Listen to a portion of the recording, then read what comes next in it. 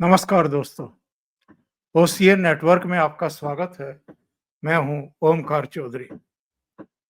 अमित शाह साहब ने यह संकल्प व्यक्त कर दिया है कि मार्च 2026 तक नक्सलवाद को पूरी तरीके से खत्म कर दिया जाएगा।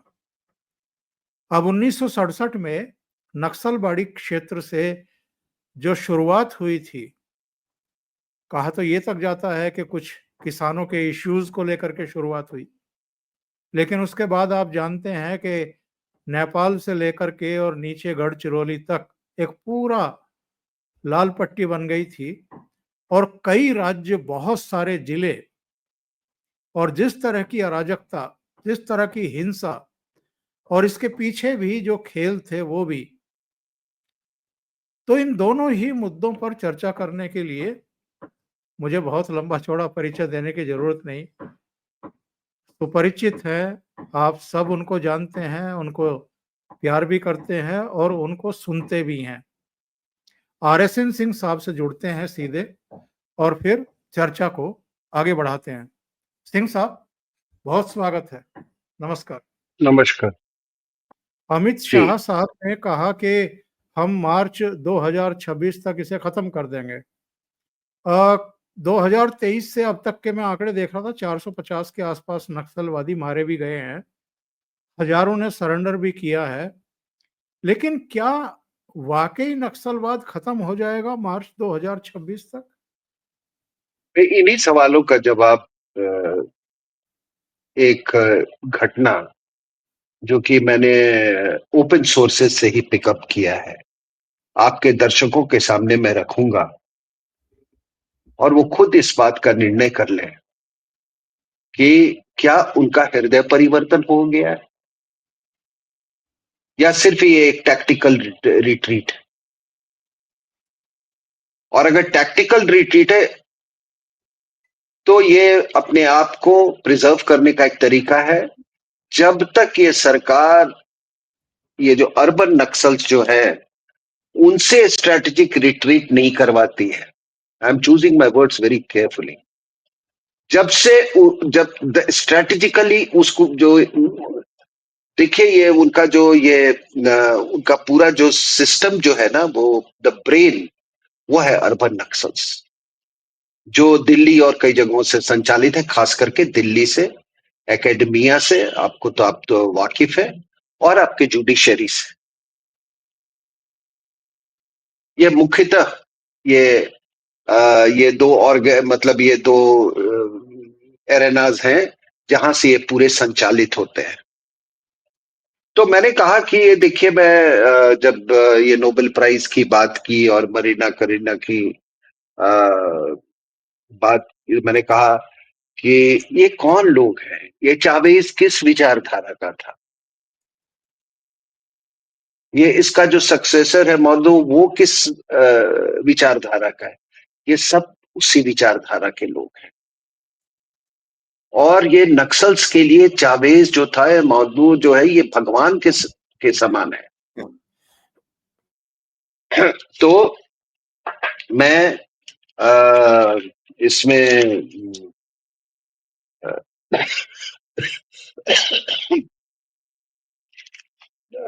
देखिए, इस दशहरे के जस्ट पहले रामचंद्र नामक एक व्यक्ति अबुजमठ फॉरेस्ट में मारा गया। दशहरा का समय, नाम भी देखिए रामचंद्र, ठीक है। और आपको तो मालूम है कि भगवान राम ने दंडकर्णिया रीजन में बहुत समय बिताया था, वहां बड़े खूंखार राक्षसों से उनका युद्ध हुआ था दंडकर्णिया रीजन में। और तभी थोड़ा सा मैं कभी कभी बड़ा मुझे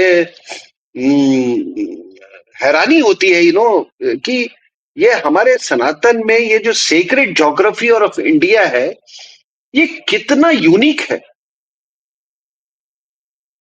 उस समय भी बहुत डेंस फॉरेस्ट होते थे वहां पर, आज भी डेंस फॉरेस्ट। नाम देखिए, रामचंद्र नाम है, ठीक है, दशहरे का समय। अब हो सकता है ये एक यूनिक कोइंसिडेंस हो, मैं नहीं जानता हूं, लेकिन वो एक्चुअली नाम तो था रामचंद्र, लेकिन एक वाकई में वो एक नक्सली रावण था, और जो कि नारायणपुर डिस्ट्रिक्ट के अबूजमठ फॉरेस्ट में 22 सितंबर को मारा गया। अब जब वो मारा गया तो उसका बेटा राजा चंद्र, रामचंद्र का बेटा राजा चंद्र, उसने कहा कि मुझे सिस्टम पे और देश की व्यवस्था पे पूर्ण विश्वास है, और उसने न्यायालय से न्याय की गुहार मांगी। उसकी गुहार थी कि ये एनकाउंटर, उसके बाप का एनकाउंटर नहीं, वो मर्डर का शिकार हुआ। और उसने कहा कि उसको पोस्टमार्टम जो है रिपोर्ट वो अस्वीकार है। फिर हाई कोर्ट ने तो उसकी बात मानी नहीं, वो सुप्रीम कोर्ट में आया, गुहार लगाया। सुप्रीम कोर्ट ने आदेश दिया कि बॉडी का अभी अंतिम संस्कार नहीं किया जाए, और दशहरे की छुट्टियों के बाद उसका पोस्टमार्टम जांच हो। अब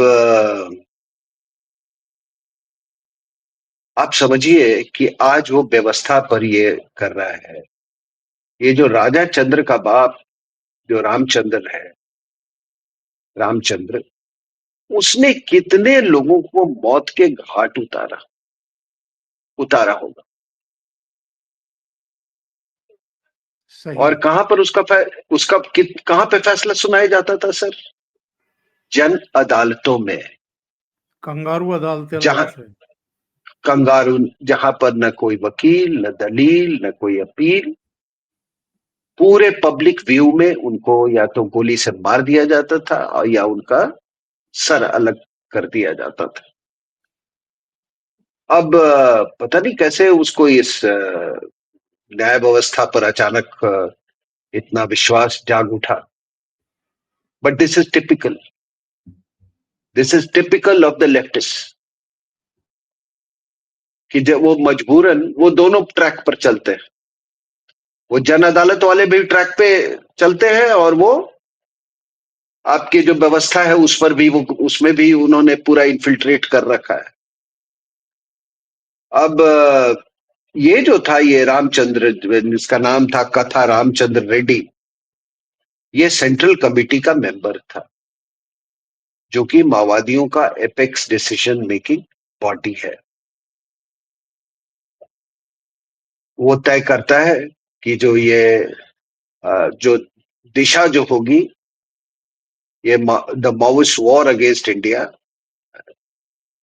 उसका उसकी उसकी क्या दिशा होगी, वो वही तय करते हैं। और इस पूरे युद्ध का संचालन जो है वो सेंट्रल कमेटी ही करता है, जिसका कि ये मेंबर था।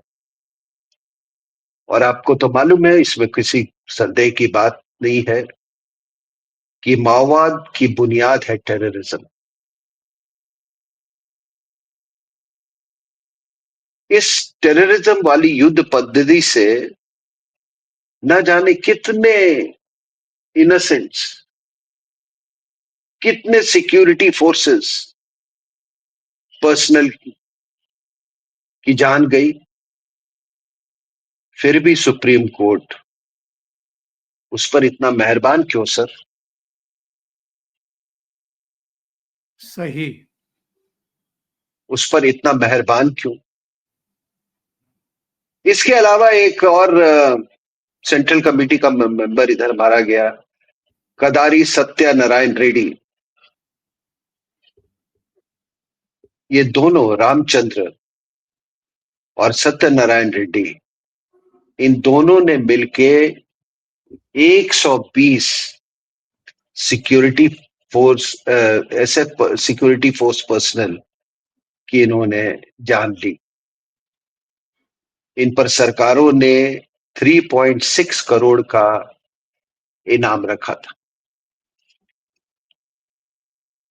इसमें और भी लोग थे शामिल, जैसे रामचंद्र, इनका के ऊपर शायद 2 करोड़ था, और ये दूसरे पे 1.6 करोड़। एक और बहुत इंपॉर्टेंट लीडर बासवराज, यानी कि केशव राव, वो भी मारा गया। अब ये सब जाएंगे वहां पे, वहीं वहीं पे मिलेंगे ऊपर में, जो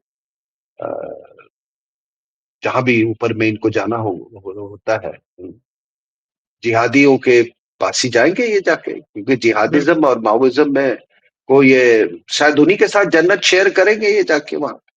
कोई ज्यादा फर्क नहीं है, इनके तरीके वही हैं। दोनों को खून से बहुत प्रेम है, दोनों को दहशतगर्दी से बहुत प्रेम है। तो एक जैसी सोच है, एक जैसी विचारधारा है, दोनों ही इनटॉलरेंट है, दोनों ही उसमें फिलॉसफी में बिलीव करते हैं कि माई वे और द हाईवे। ठीक है, तो अभी क्या कहता है ये कि ये नहीं है मेरे पिता को बहुत छल से मारा गया, ये राजा चंद्र कह रहे हैं। कहते हैं कि उनकी लाश पे दाढ़ी उगी हुई थी, और माओवादी तो कभी दाढ़ी रखते नहीं। जी। अब मुझे तो नहीं मालूम, मैं तो माओवादी हो सकता है जो उनके सोल्जर्स हो वो ना रखते हो, लेकिन यहाँ पर तो हम यही जानते कि माओवादी जो हैं, चाहे वो छात्र हो या उनका प्रोफेसर हो या जो भी हो, तो उनकी दो एक बड़ी वो सिग्निफिकेंट उनकी एक चीजें थी, एक था झोला और दूसरी थी दाढ़ी। सही। हाँ, ठीक है, और जीन्स और कुर्ता। ठीक है, तो उन्होंने कहा कि वो तो दाढ़ी लगे, वो पूछता है कि आखिर कब उगाई दाढ़ी उनकी। एंड फिर वो पूछते हैं कि मरते समय उनके गार्ड्स कहाँ थे, मेरे पिताजी के गार्ड्स कहाँ थे मरते समय। और उनके टॉर्सो पर टॉर्चर के मार्क्स थे। ये जो आप ये पूछ रहे हैं कि उनके गार्ड्स कहाँ थे और टॉर्चर के मार्क्स कहाँ थे, तो क्या जो इनके विक्टिम्स हुए उनको ये इजाजत थी उनके परिवारों को ऐसे ही डिमांड्स उठाने की?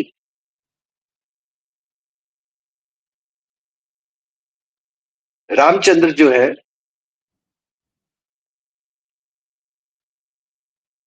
वो एक साइंस ग्रेजुएट था, और फिर उसने लॉ किया। फिर उसके बाद ही टुक टू टीचिंग, कुछ दिन के लिए टीचर बना। फिर ही जॉइंड द छत्तीसगढ़ बार, और उसका बेटा भी राजा चंद्र, वो एक रिसर्चर है नलसार लॉ यूनिवर्सिटी में, यूनिवर्सिटी ऑफ लॉ जो तेलंगाना का है। उसका कहना है कि मेरे पिताजी फेक एनकाउंटर में, जैसा मैंने बताया, मारे गए हैं। जी जी जी। और एक बात बताइए सर, ये जो सुप्रीम कोर्ट जो इतना बढ़ चढ़ के इंटरेस्ट लेता है और इन सब चीजों में, ठीक है, संविधान से चलते, लेकिन ये जो माओवाद का प्रेम मैंने देखा है, और ये आज से नहीं, I have been following for last so many years, अभी तो बहुत कम देखने को मिल रहा है। हाँ, इधर तो एक जो छुट्टी है। अभी तो जो वाइस प्रेसिडेंट जो कैंडिडेट था आपका, हाँ, जब वो रेड्डी। रेड्डी, वो तो बिल्कुल he was one of them, और इसीलिए उसको खड़ा भी किया गया। सलवा जुडूम को तो खत्म उसी ने किया था। जी जी जी। और उस समय जो पता नहीं ये सब जो मेरे साथ टेलीविजन पे आते थे, आजकल वो कुछ महिलाएं और कुछ वो पुरुष दिखते नहीं है, दिस सुंदर और उसका हस्बैंड और ये और वो। और उस समय नेपाल में भी जो था, ये आपकी माओवाद अपनी चरम सीमा पर थी उस समय। तो इनफैक्ट नेपाल का एग्जाम्पल जो इनकी जो CCOMPOSA, the coordination committee of Maoist organisations in South Asia, उनकी जो बीट होती थी तो नेपाल का एग्जाम्पल दिया जाता था एज अ परफेक्ट मॉडल कि किस तरह से पावर को कैप्चर करना है। तो मेरा ये कहना है कि टेररिज्म, जब एक terrorist who has declared war against India, उसको उसके साथ तो युद्ध है ना सर। हम तो सही कह है। रहे हैं ना कि ये थर्ड फ्रंट है। तो इस थर्ड फ्रंट में आप बताइए कि इसमें लीगल क्या और इलीगल क्या।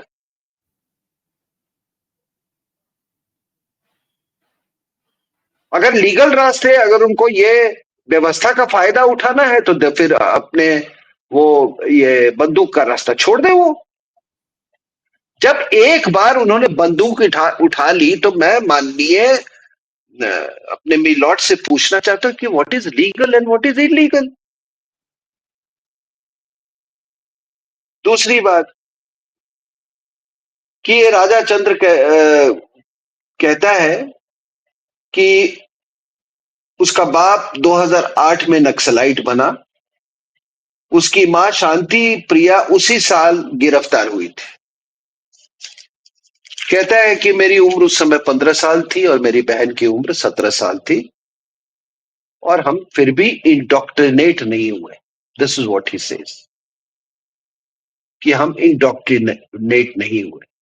लेकिन इसकी बातों से और रवैये से तो यही लगता है कि यह पूरी तरह इंडोक्ट्रिनेटेड है। यही है अर्बन नक्सल्स का असली चेहरा।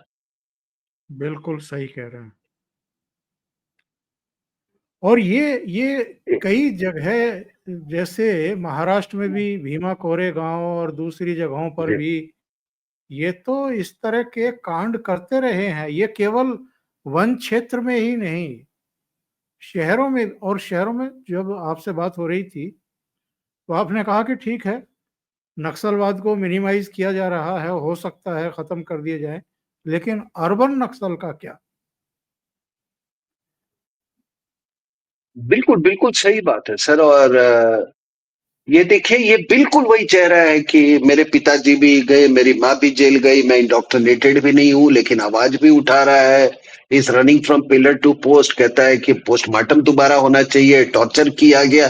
अपने पिता से तो कभी इसने पूछा नहीं होगा कि जो है आप जन अदालतें लगाते हैं फिर उसमें कौन सा अ, क्या उसमें बहुत प्रेम से मतलब आप पेश आते हैं, क्या करते हैं उसमें, या उनका हृदय परिवर्तन करना चाहते हैं। एनीवे, तो ये आप देखिए, यही मैंने कहा कि ये जो अ, राजा चंद्र है, इज अ टिपिकल अर्बन नक्सल का जो मतलब इज अ परफेक्ट एग्जाम्पल। इसका पिताजी भी एक अर्बन नक्सल था जो कि बाद में अंडरग्राउंड चला गया था। और ये भी लॉ पढ़ रहा है, इसका फादर भी लॉयर था। और आप जैसा मैंने कहा कि अर्बन नक्सल्स आपको सबसे ज्यादा मिलेंगे आपके लॉयर्स और जजेस कम्युनिटी में, और बाद और एकेडमिया में भी।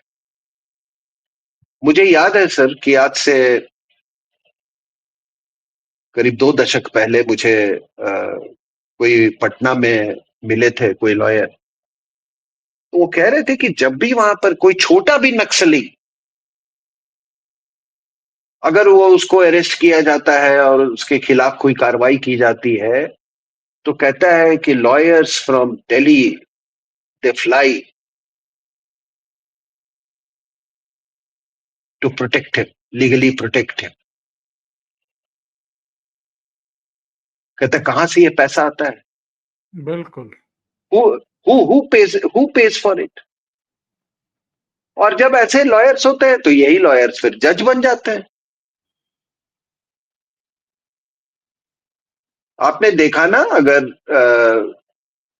जो हमारे जो वाइस प्रेसिडेंशियल कैंडिडेट था, उनको इसीलिए बनाया गया कि उनको जिहादी भी सपोर्ट करेंगे, उनको माओवादी भी करेंगे, लेफ्टिस्ट भी करेंगे, कुछ जो कांग्रेस वाले हैं वो भी इनको सपोर्ट करेंगे, बाकी ऑपोजिशन वाले भी उनको सपोर्ट करेंगे। तो ये एक आपने कहा कि अमित शाह साहब ने कहा है कि मार्च 2026 तक खत्म कर देंगे। तो ये एक तरह से उस लॉ को ये वाइस प्रेसिडेंशियल खड़ा करके उस बुझती हुई जो बुझता हुआ जो दिया है माओवाद का, उसको जलाए रखने की कोशिश की। लेकिन माओवादियों के बीच में अभी दो फाड़ है। They are divided into two groups. एक कहता है कि यार ये बंद करो, अब बहुत हो चुका, सेसेशन ऑफ आर्म स्ट्रगल, ये बंदूक का रास्ता, ये ठीक रास्ता नहीं है। दूसरा का कहना है कि भाई ये इसको टैक्टिकल रिट्रीट की तरह देखो, क्योंकि हम बहुत कमजोर हो चुके हैं। जी जी। तो ये जो सेसेशन वालों में एक वेणुगोपाल राव है जो ठीक है ना, और दूसरे जो सेंट्रल कमेटी के मेंबर्स हैं उसको ट्रेटर कहते हैं, और दूसरा जो गैंग है उसमें है एक तिरुपति, क्या तिपरी तिरुपति नाम है उसका। तो ये एक चीज तो जरूर दिखाता है कि इनमें कोई हृदय परिवर्तन नहीं हुआ है।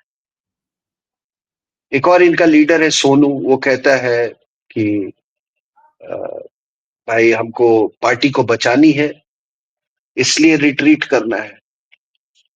तो जब आपको जब हृदय परिवर्तन नहीं हो और आप केवल मजबूरी में आप इस तरह के एक रिट्रीट कर रहे हैं, तो इसका एंड्योरेंस क्या होगा और ये कितने देर तक हो सकता है। हमने बहुत सारे ये जो पूरा अपने 67 68 का जो वो दिया, जब ये नक्सलबाड़ी से चला तो कई उतार चढ़ाव आए, कभी ये फैलते गए, कभी ये सिमटते गए।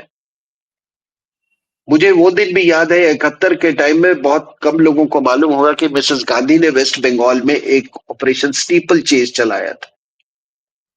बांग्लादेश में वॉर क्लाउड्स थे, ये ईस्ट पाकिस्तान के साथ, ईस्ट पाकिस्तान में। तो उनको लगा कि उनको खबर मिली कि ये लोग फिफ्थ कॉलमनिस्ट के ग्रुप में ये काम करेंगे, तो एक ऑपरेशन स्टीपल चेज चलाएगा जिसमें इंडियन आर्मी ने पार्टिसिपेट किया था, और चुन चुन के इनको निकाल निकाल के मारा गया था उस समय। तो जो फिफ्थ कॉलमनिस्ट की बात कर रहा है कि उस समय भी ये थर्ड फ्रंट से ये खतरा था। तो चौधरी साहब देखिए, ये आखिर ये हुआ कैसे? जी जी। ये हुआ क्यों? क्योंकि हमने ये इंपोर्टेड आइडियोलॉजीज, कम्युनिज्म को बहुत रिस्पेक्टेबिलिटी दी, बहुत आदर दिया, क्योंकि वो अंग्रेजी बोलते थे। जो भी थोड़ा पढ़ लिख गया उसको मैं मतलब ये उसको रिस्पेक्टेबिलिटी ये करते थे। आपका पूरा बॉलीवुड और आपका जो एकेडमिया था इन लोगों से भरा हुआ था। प्रोग्रेसिव राइटर्स एसोसिएशन, प्रोग्रेसिव जितने जिहादी थे, including people like Kaifi Azmi, जिसने वो एक नज्म लिखी थी कि अगली ईद पाकिस्तान में, वो बिल्कुल। लोग यहाँ पे आए। तो उनको तो जिहादीपन वो खुल के तो कर नहीं सकते थे, तो उनको एक ऑल्टरनेट रास्ता मिल गया ये कम्युनिज्म का, वो अपने आप को कम्युनिज्म को करने लगे। और एक हिंदू कम्युनिस्ट में और एक मुस्लिम कम्युनिस्ट में यही फर्क था सर, कि हिंदू कम्युनिस्ट को एक अच्छा कम्युनिस्ट तब माना जाता था कि वो कितना गाली दे सके सनातन को और अपने देवी देवताओं को, और उनके लिए ये था कि बस जिहाद की बात मत करो, जिहाद करते रहो। ठीक है सर। आपने बात की नक्सलिज्म की, जी आपको मैं बता दूं, मैं इंपोर्टेड आइडियोलॉजी की बात कर रहा हूं। आपने कहा वहां से लेके गद्र चिरोली तक वो फैला। 67 में सर मैं आपको बता दूं कि अगर चाइना में उस समय जो कल्चरल रेवोल्यूशन जो था, माओ का जो सांस्कृतिक क्रांति जो थी, वो बिल्कुल पीक पर थी और उसका असर पूरी दुनिया में पड़ा, पूरे सब कॉन्टिनेंट में पड़ा। ये कोई ये वो कहते हैं ना कि जैसे अभी जेन जी ये है एक्सटर्नली इंस्पायर्ड है, ये बिल्कुल एक्सटर्नली इंस्पायर्ड था। कॉजेस तो आप बहुत सारे, आपको आप किसी बात के हमसे पूछे, आपको हम 10 कॉज दे देंगे, लेकिन अगर चाइना में कल्चरल रेवोल्यूशन नहीं हुआ होता तो ये नक्सल मूवमेंट नहीं होता। दूसरा क्या है कि एक पूरी उसमें एक अर्बन नक्सल्स जो थे, अर्बन नक्सल्स में सब थे, ये ज्योति बासु, ये ऑल दीज। ज्योति बासु को तो आपको मालूम है कि डायरेक्ट एक्शन डे के दिन के पहले ही शेयर्ड स्टेज विद शोरावर्दी, और 62 और में आपको मालूम है कि कम्युनिस्टों में दो फैक्शंस थी, एक ने वो तो हार लेके तैयार थे चाइनीज को वेलकम करने के लिए। जी जी। तो वो उस समय के अर्बन नक्सल्स थे, स्कॉच पीते थे रईसों की तरह, वो बलबल का कुर्ता और वो, और वो उस समय के वही अर्बन नक्सल थे। तो उन्होंने ये, उनको इनसे कोई परहेज नहीं था। वो सब कहने की बातें हैं कि, लेकिन they will give you some example कि no they crack down very heavily here and crack down very heavily there। मैंने बहुत नजदीक से इसको देखा है और आज भी आपको कह रहा हूं कि कम्युनिस्ट जो मेन स्ट्रीम कम्युनिस्ट पार्टी जो है, CPIM, CPIML और CPI Maoist, there are 3 routes. ये 3 रास्ते हैं एक ही ऑब्जेक्टिव को। एक बिल्कुल। पार्लियामेंट्री रास्ता है, एक सेमी पार्लियामेंट्री रास्ता है और एक बंदूक वाला रास्ता है। ठीक है, बंदूक और गोली, ये जो पार्लियामेंट वाला, जो पार्लियामेंट्री रूट वाले हैं या अर्बन नक्सल्स हैं, वो प्रोवाइड करवाते हैं इन। ठीक है, तो ये यहां पर जो भी एक लीडर जो आया, वो जो कम्युनिस्ट माइंडेड था या जो इम्पोर्टेड आइडियोलॉजीज में, उनको ये कहा यार यार कम्युनिज्म और ये जिहादिज्म को आप मिला दो ना। अमेरिकन सेड रियलाइज कि दोनों एक दूसरे के सबसे अच्छे काट हो सकते हैं, दे उसको यूटिलाइज किया अफगानिस्तान। लेकिन हमारे यहां लोगों ने कहा कि इसे इन दोनों को मिला दो, ये सबसे बड़ा ये एंटीडोट होगा जिहादिज्म का, ये सनातन का। क्योंकि दोनों इंपोर्टेड आइडियोलॉजीज है, दोनों खून में बिलीव करती है, मतलब दोनों खून पसंद करते हैं, दोनों इंटॉलरेंट है, दोनों टेररिज्म का रास्ता में बिलीव करते हैं। तो इसलिए उस समय क्या हुआ कि इन दोनों को साथ लाने में हमारी विदेशी महिला जो है उनका बहुत बड़ा योगदान रहा है, because she is the biggest urban Naxal in India. आपको मैं बता दूं, जी जी। बाय हर अपब्रिंगिंग, ठीक है ना, इनके पिताजी जो थे, आपको तो मालूम है, मुसोलिनी की आर्मी में सार्जेंट थे वो, और उनको प्रिजनर ऑफ वॉर बनाया गया था सोवियत यूनियन में। और सोवियत जो है वो प्रिजनर्स के साथ वो क्या करते थे, उनका इंडोक्ट्रिनेशन करते थे दिन रात बस। और ये इतने अच्छे इंडोक्ट्रिनेट हो गए कि बाकियों के मुकाबले उनको पहले ही छोड़ दिया गया, और फिर आके वहां उन्होंने एक नक्सल मूवमेंट इटली में शुरू कर दिया। तो और बेटा भी तो शी वॉज ऐसे ही वेरी, लोगों से बेटा भी तो ऐसे ही जी लोगों जी से जी जी, he is also basically an urban Naxal. और हम्म। आपने देखा होगा कि जब ये नेशनल एडवाइजरी काउंसिल जब इसने बनाया, तो उस समय आप जो छटे हुए अर्बन नक्सल्स जो थे वो सारे के सारे वहां उसमें थे। अरुणा रॉय, हर्ष मंडल, ये वो सभी उसमें भरे पड़े थे। और उन्हीं दिनों मुझे याद है कि उस समय विनायक सेन को हाई कोर्ट से सजा, उस पर केस चल रही थी, तो एक यूरोपियन कमीशन की team I. By the way Europe में भी जो ये लेफ्ट पार्टीज जो है ना, खास करके इटली और फ्रांस में, you know they very strong. Karl Marx तो भाई ये यूरोप में ही था ना, और लेनिन जो था उसने क्या, मोस्ट ऑफ हिज टाइम ही spent in actually in Europe.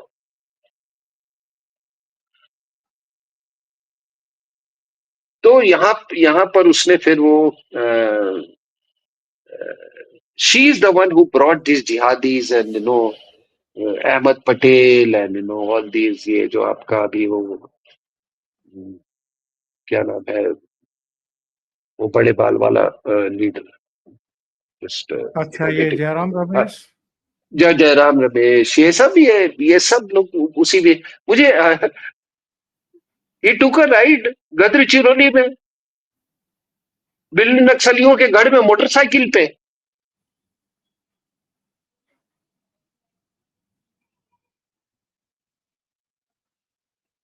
Anyway, तो कहीं तो आपसी प्रेम तो था ही उसमें। तो उस समय ये जब यूरोपियन कमीशन की टीम आई और अ, इसको सोचिए रायपुर गई सुनने, और उसके बाद से अ, ये विनायक सेन को ये आपके प्लानिंग कमीशन के एक हेल्थ कमेटी का उसको मेंबर बनाया गया।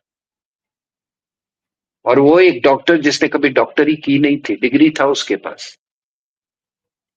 तो इसने क्या किया, विदेशी महिला ने जिहादिज्म, माओइज्म और चर्च, इन तीनों को अपना मेन वेक्टर्स बना लिया टू कम टू पावर।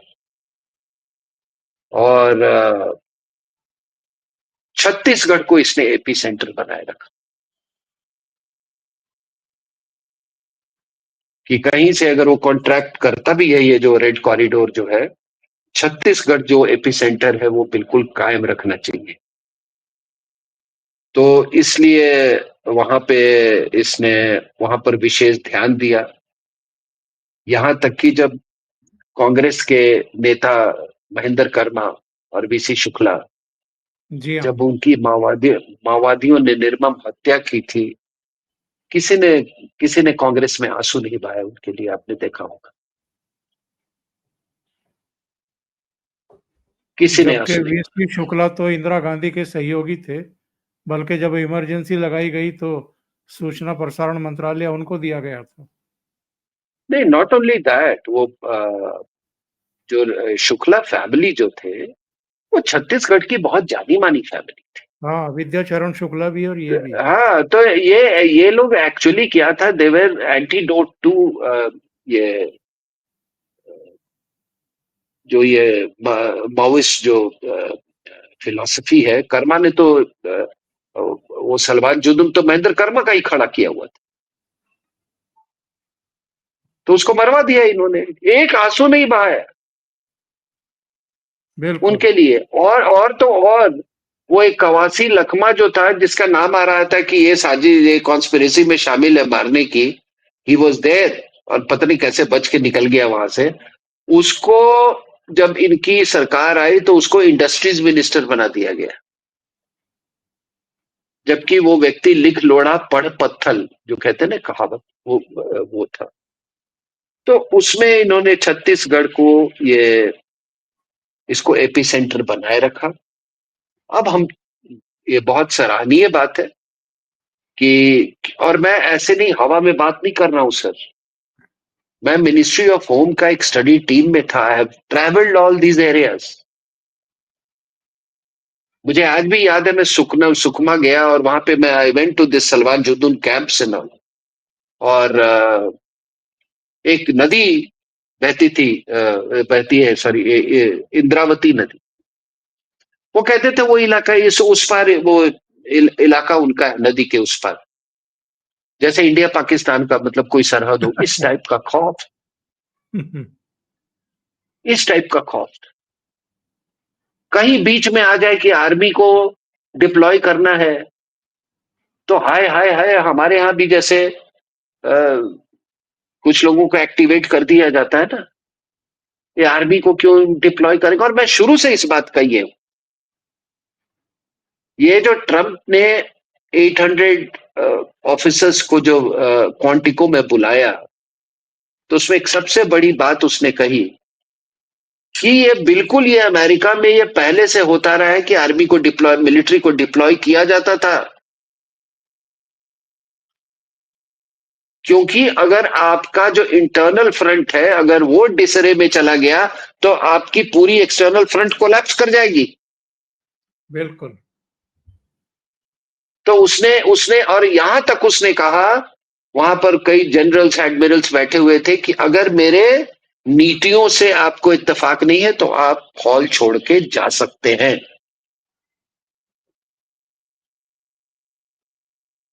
अच्छा, हमारे पास तो बहुत बड़ी सीएपीएफ है, सेंट्रल आर्म पुलिस फोर्स है, सीआईबी है, सीआरपीएफ है, बिल्कुल। बीएसएफ है। तो मतलब एक, बिकॉज हमारा इंडो पॉपुलेशन तिब्बत बेस है। इंडो तिब्बत हाँ, पुलिस आई बल भी आई है। हाँ, हाँ, वो खैर वहां पे नहीं शायद डिप्लॉयड है इसमें, रेड कॉरिडोर में। लेकिन जी। लेकिन हर कंट्री के पास ये लग्जरी नहीं है।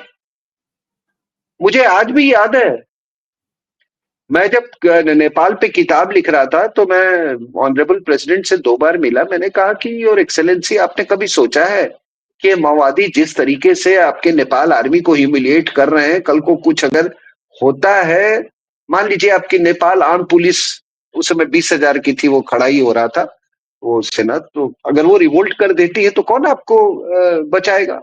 और वही हुआ इस बार। बिल्कुल। इन्होंने इतना ह्यूमिलिएट कर दिया था नेपाल में आर्मी को कि नेपाल में आर्मी ने कहा कि ठीक है, हम ओली को तो हेलीकॉप्टर से बचा के ले गए, लेकिन उन्होंने कहा कि अच्छा हुआ तुम पीट रहे हो, अच्छा हुआ।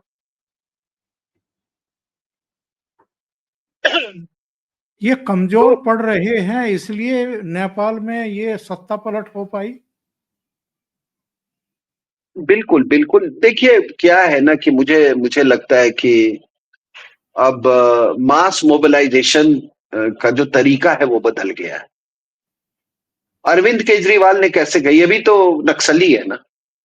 इसके जितने ये घूमते हैं ये शक्ल से और अपने चाल चलन से, ये छटे हुए ये माओवादी हैं ये लोग। इनके इतिहास देख लो, इनके जितने लीडर्स जो है उनके,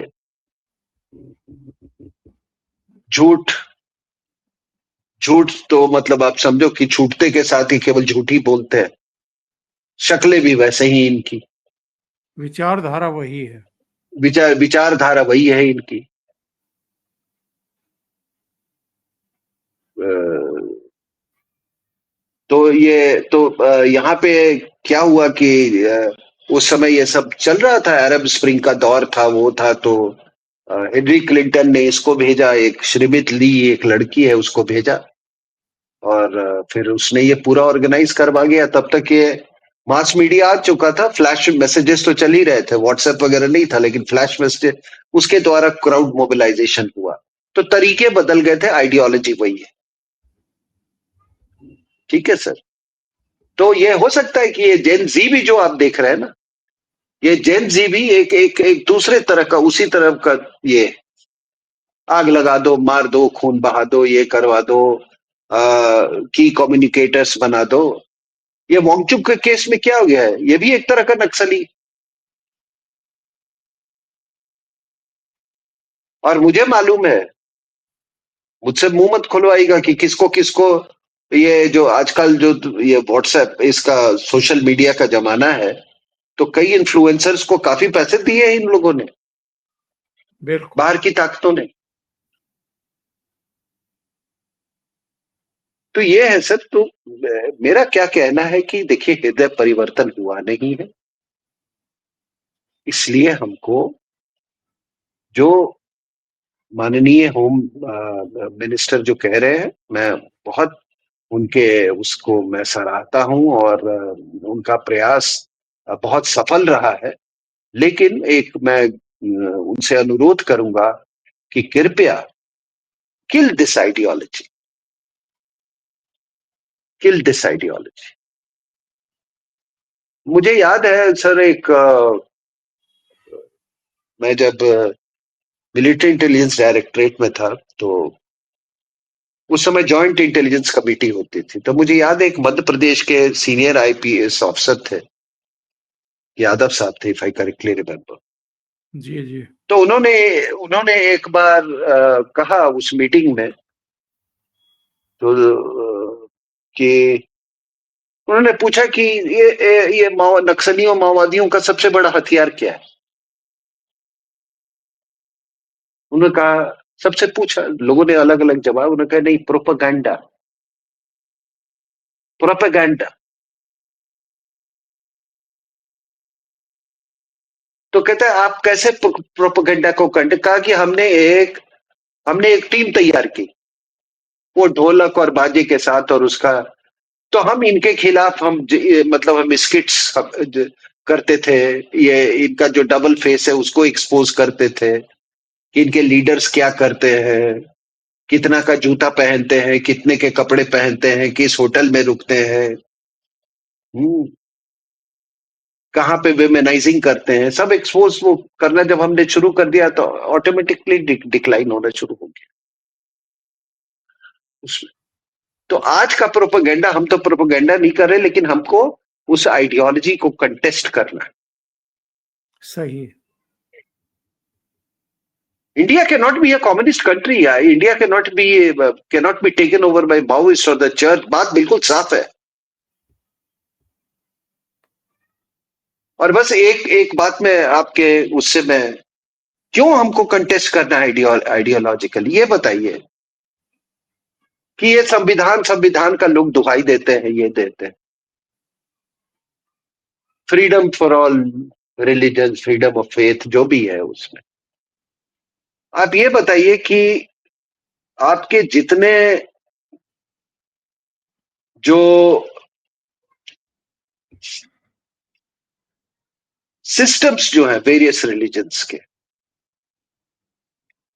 जो आपकी परंपराएं हैं, जो आपका सक्सेशन है, वो तो केवल आपने हिंदू कोड बिल लाके ही किया ना। सही। बाकियों ने तो आपको इजाजत नहीं दी। इजाजत छोड़िए, आपकी हिम्मत नहीं है,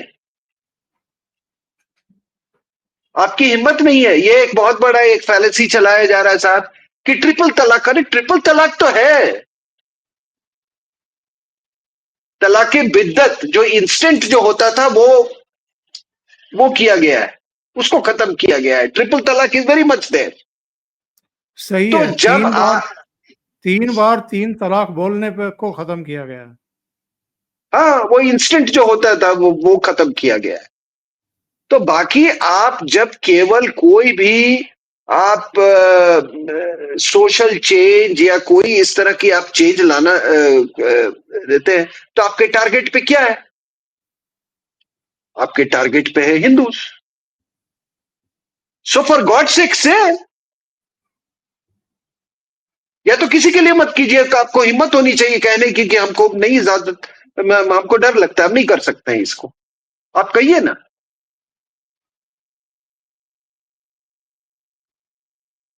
और मान लीजिए मैं कि भाई सामाजिक बदलाव, ठीक है ना, आर्थिक बदलाव, ये सामाजिक बदलाव खास करके आपकी पूजा पद्धति, आपके वर्क प्लेसेस, आपके उससे रिलेटेड एजुकेशनल इंस्टीट्यूशंस, बस आपको एक ही वर्ग मिल गया है।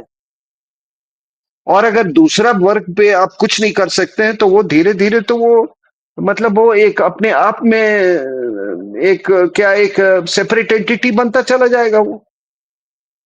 और फिर जब सेपरेटिज्म होता है तो फिर क्यों रोते हो? आपने अगर पैरेलल चेंजेस नहीं किए सभी धर्मों और मजहबों में, पैरेलल चेंजेस कि भाई इसमें ये है किसमें ये है।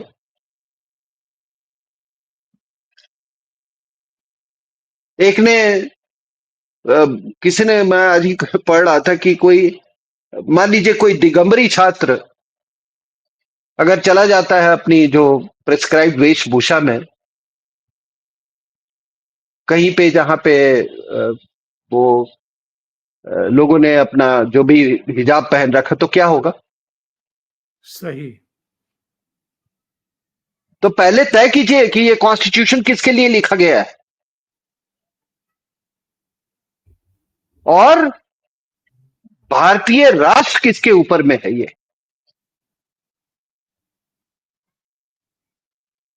तो मैं अपनी बात यहीं पर समाप्त करता हूं। और मुझे सुनने के लिए बहुत बहुत धन्यवाद।